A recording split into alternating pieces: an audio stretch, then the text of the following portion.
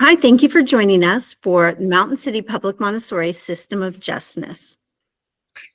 I'm Kirsten Cole, the school social worker and Nautilus lead here at Mountain City. I'm Cheryl Allen, the Montessori coach.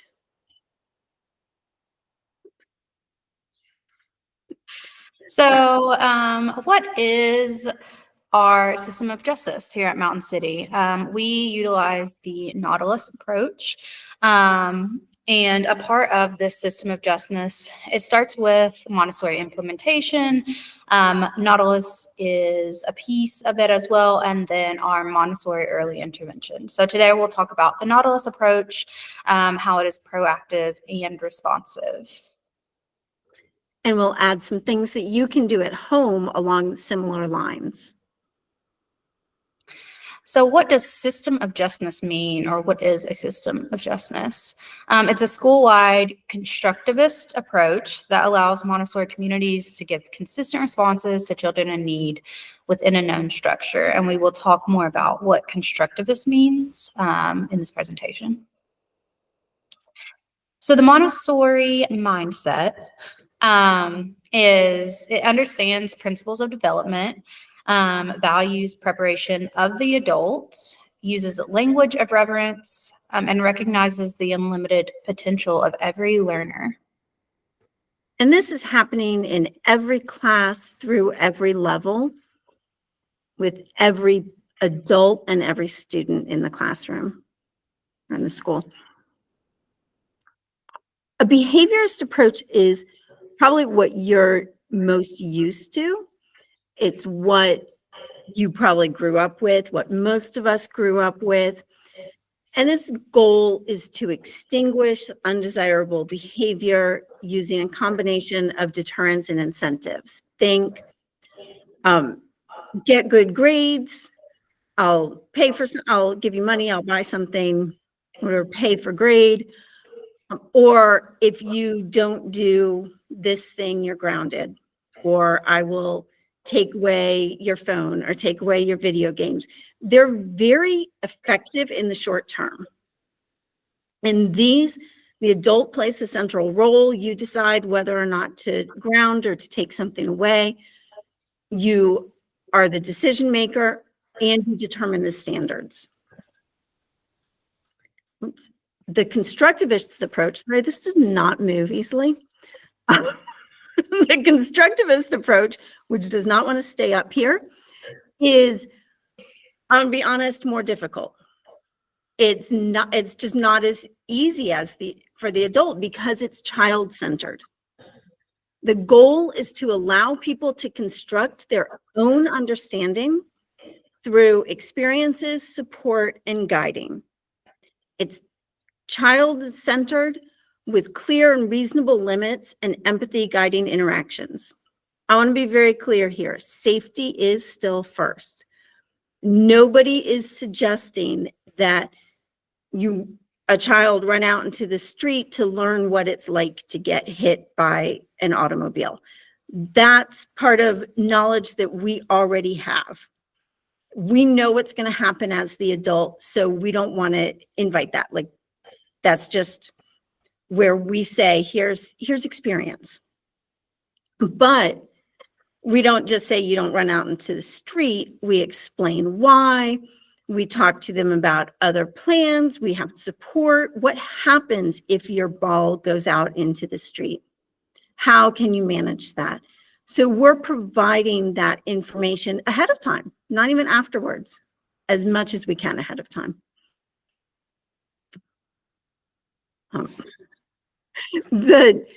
I went backwards on all of them. Sorry.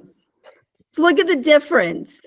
For a behaviorist, you offer rewards. I gave some examples here of extra computer time, special privileges. This feels very comfortable to us. We have a behaviorist society. We use deterrence, also a behaviorist society.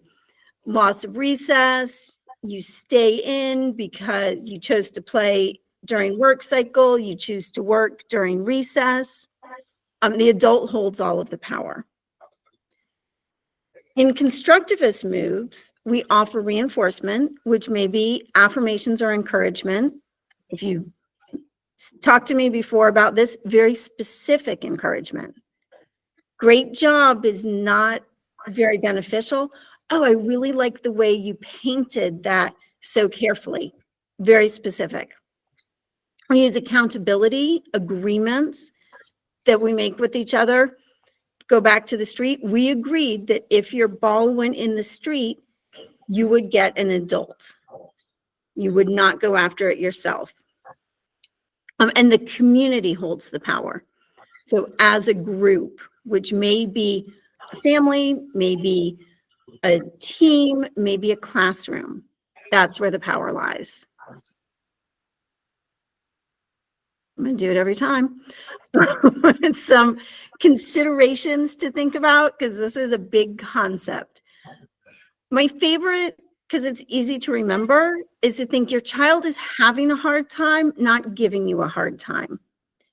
If they're, your preteen is feeling a little snarky about what they need to wear to an event you're going to as a family, that's them struggling, probably having a hard time of not knowing what's going to come up. It's something different. So it really feels like they're giving you a hard time. But if you can go a little deeper, they're having a hard time. Learning takes longer than just doing. You got to give grace and patience, not just to your child, but also to yourself and your partner and any other adults that are partnering with you to raise your children. See, it's so important. Twice, give yourself grace and patience, not just to them. Set and discuss safety limits and be consistent with them. If you don't go in the street, I feel like this is a horrible example. If you don't go in the street to get the ball, then you don't go in the street to get anything else either. It's not different if it's the iPad. You still need to follow the same guidelines. Ask questions rather than giving commands. It's 35 degrees out, so not having your coat is a safety concern. Would you like to put it in the car and make a decision about wearing it when we arrive? They're going to get outside, not for very long, and realize that they're cold. So you've made sure that what they'll need is available, but you're still letting them learn from the experience. And that honestly is a part of practice. Like sometimes getting someplace and being like, she didn't want to bring her coat, so I didn't make her, and now it's cold. Now I'm taking my coat off and giving it to her. And it's everybody's constructing their knowledge with this. So try to think ahead. The skill, our prefrontal cortex is developed because we're older. So try to think ahead and think, how will I be able to solve this when the problem I think is going to happen will happen? And then set that as your guideline with your student. See, I'm going backwards again. I'm not going to be able to let you go for Nautilus, Kirsten. I'm really focused on going forward. Yes. Okay, so now we'll talk about what is Nautilus. So Nautilus is our system of support for students, especially those who may need extra help when they're having big feelings or having a moment. So each adult at Mountain City all guide students through the Nautilus system, and each student is a part of the Nautilus system. So the Nautilus system is everyone that is at Mountain City. The goal of Nautilus is to return to work. So the goal, maybe in another slide later, but the goal is not to be punitive, to punish. The goal is to get them back to work and doing what their community is doing at school. So Nautilus has phases. That's how we think about it. So phase 0 is when they're engaged at work. And that is the goal, to get back to phase 0 whenever something happens, they're having a moment, or they're having big feelings. So we're going to go through each of these phases one at a time and talk a little bit more about them.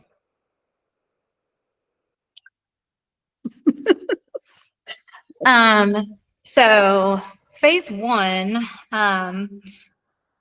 the student may just need a reminder of the work or a reminder of what their community is doing at the moment. So we always start by asking what's going on and getting their perspective, verbalizing what's happening, rather than just what we may think is happening, what we're observing. We want to hear their side of what's going on.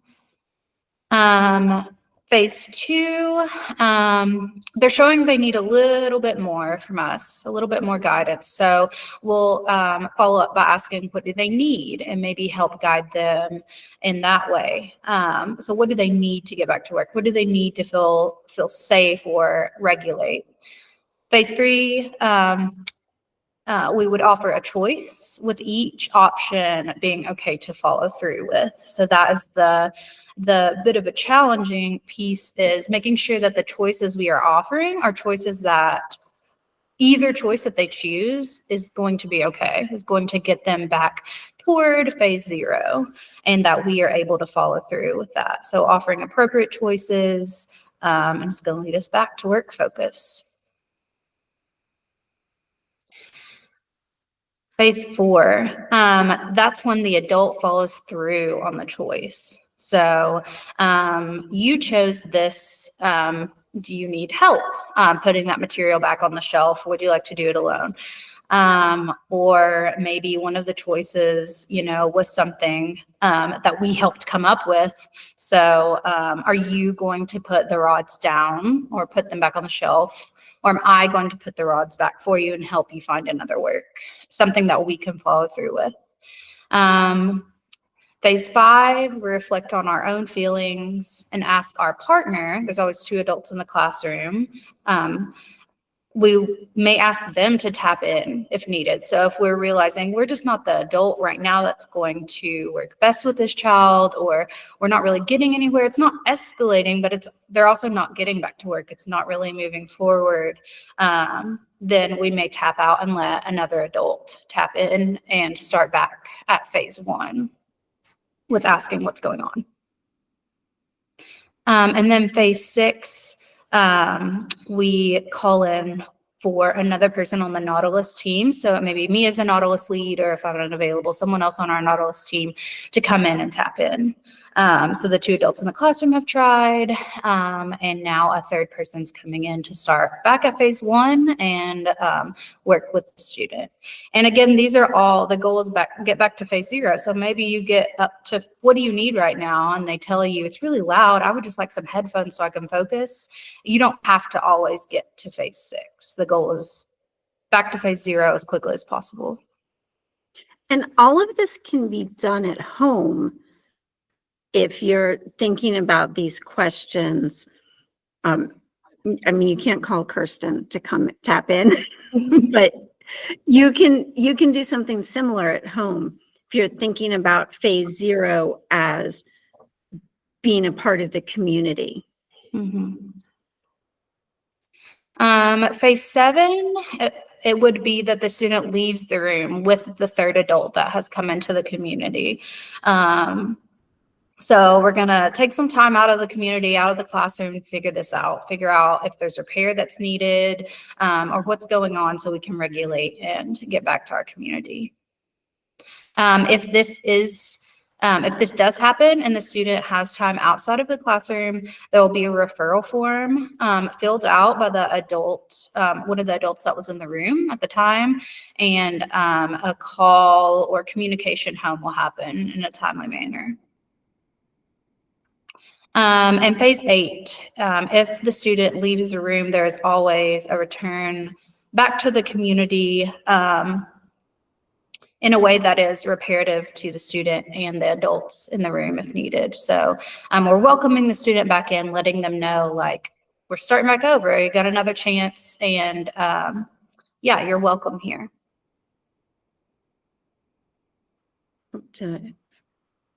That is the next slide. So one way that we may not start at phase one and keep moving up, or it might look a little different, is if something is dangerous, destructive, or demeaning. If an action that follows one of these 3 Ds, as we call them, then phase 7, the third person is called and the student is removed from the community immediately, just for the safety and well-being of everyone involved. And to respect the dignity of that student. Like if they're having big feelings or having a moment that they need to work through, that all their peers and everyone aren't watching them go through that. They're able to do that and return to the community with their dignity. And did you say that it depends on the age? Something that a 4-year-old does. Right. Yeah. Might not be the same as a 14-year-old. Right. We are taking all that into consideration as well. Yeah. Yeah, our goal is not compliance or to right the wrong that is done. It's not punitive, as I said before. Our goal is to help the student regulate themselves and return to work in their classroom.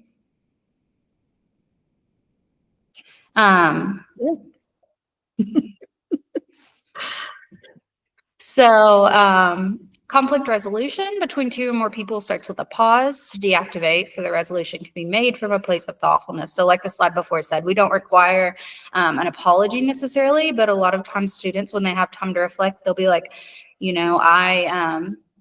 I stole this person's pencil. I took this person's pencil from them. It made them feel uncomfortable. Maybe there's something I could say or do that would repair our relationship, that would make them feel safer in our community or allow us to work together again. We can ask each person involved to consider the feelings of the other and their own part, to reflect on what their part in this conflict was.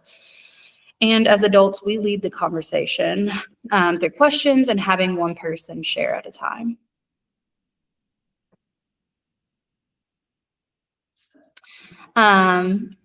So maybe it wasn't the slide before, it's the slide after, but I saw it when it flipped through.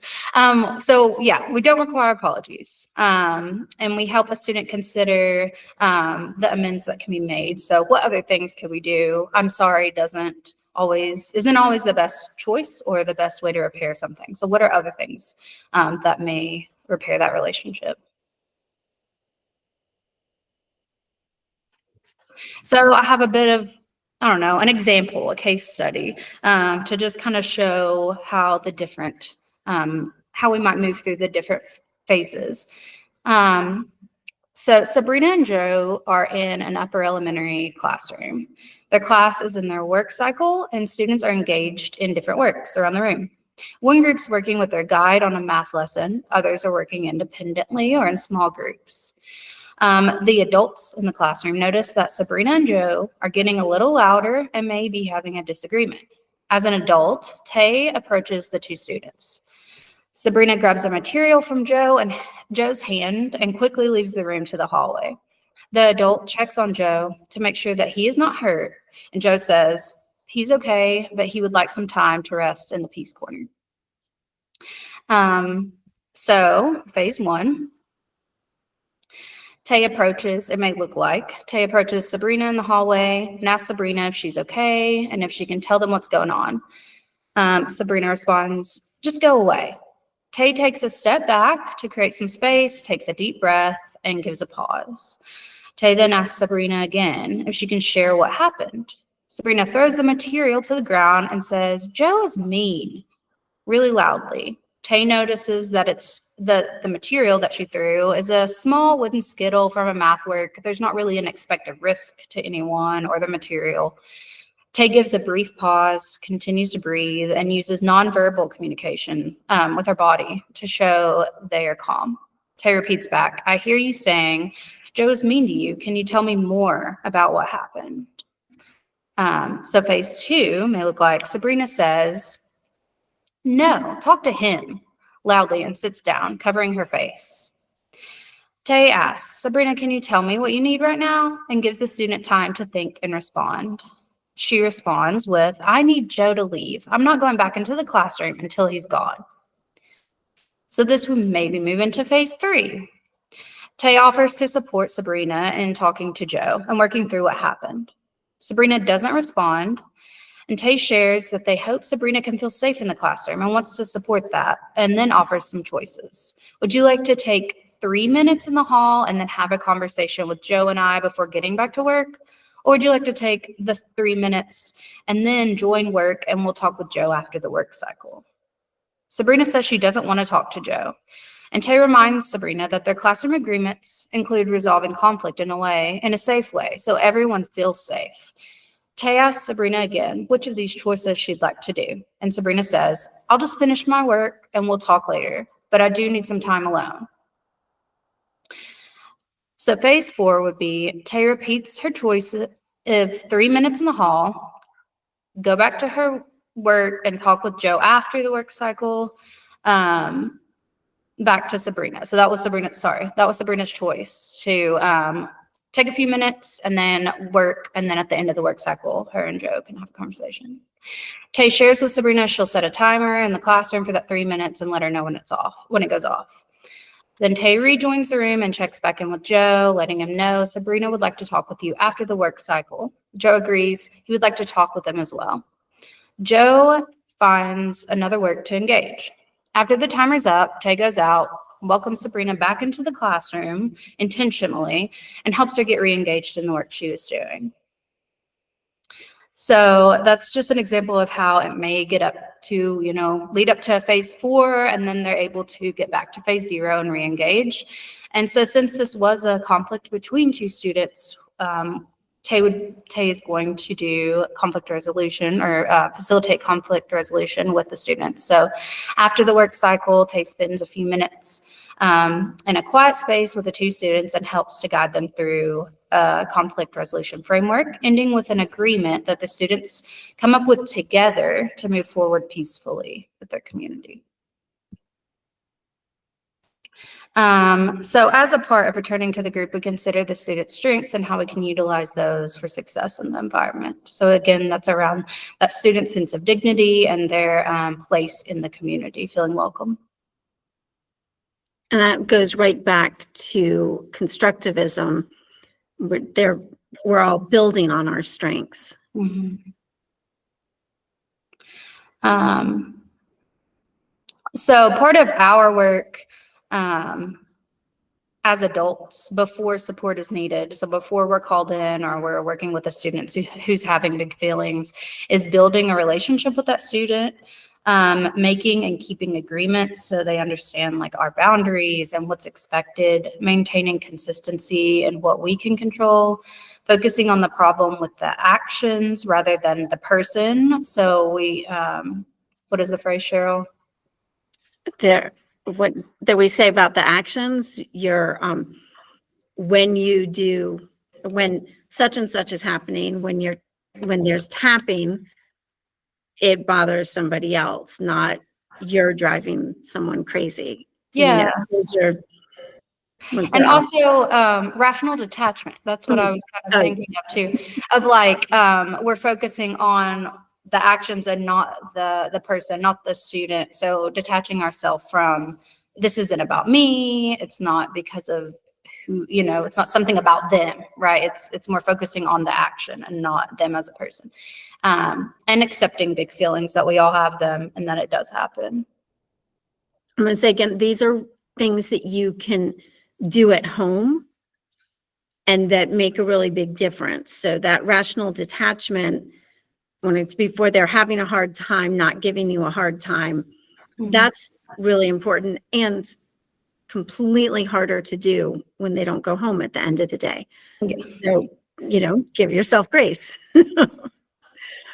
At home, so I've been joining in and saying how this can connect at home. It's really important for what happens at school to be reflected in what happens at home and vice versa, so that they're hearing similar things and they're not having to have a school, this is what happens at school and this is what happens at home, that are very different. So the more we can make them the same, the easier it is to learn.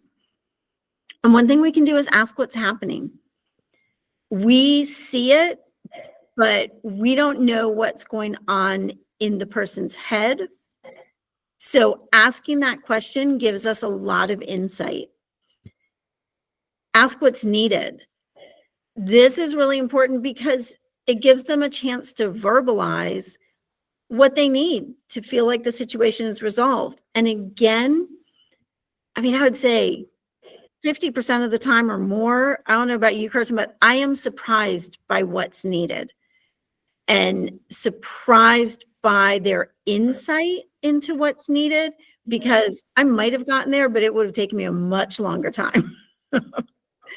And leaving time for them to process and answer, especially if our feelings have been activated, we want fast answers. Your child's brain, and by child, I mean up until age 25, even beyond if they're neurodivergent, it takes longer to process. So we need to allow for that pause. And as soon as it feels like too long, wait a little bit longer, and then they've had enough time to process. It just takes longer. More things you can do. Help your child calm down before focusing on correcting the situation. This is not letting anybody get away with anything. Sometimes people feel like it is, but really it's just letting them get into a place where they can actually hear you and process what you're saying. Tap out if needed and offer to tap back in when you can. At home, especially if you're the only one, sometimes this sounds like, hey, we need to go different places and do different things. Like, I need a few minutes to just to manage my own feelings. I'm going to go read my book for 15 minutes, or I'm going to go start dinner and then let's talk about this. So it doesn't always have to be tap out with a different person, because Kirsten's not coming home with you. Accept the big feelings are okay. This is, our society does not necessarily support this. So really accept it. And this is especially important for, well, it's important for all of our genders, but like, it's okay for our boys to cry. It's okay for our girls to get angry. So just accepting that that's okay. Feelings are okay. Hurting somebody because of those feelings is not okay. That's where we differentiate. And admire your child's strengths. Even right afterwards, we're actively thinking about them. It's literally on our form. So it helps us to think about the positive. And we share that. I really admire how open you are about being upset about this, or whatever else you're gonna share about them, or you can admire about them. Some of the most difficult really strengths, things to deal with when they're young, is exactly what we want our children to have as adults. So we want them to be strong and we want them to speak up. It's just hard when they're doing it to us in our household. That's it. Did I skip one? No. Okay. Thank you so much for joining us and watching this. We hope that it helps. Yeah, thank you.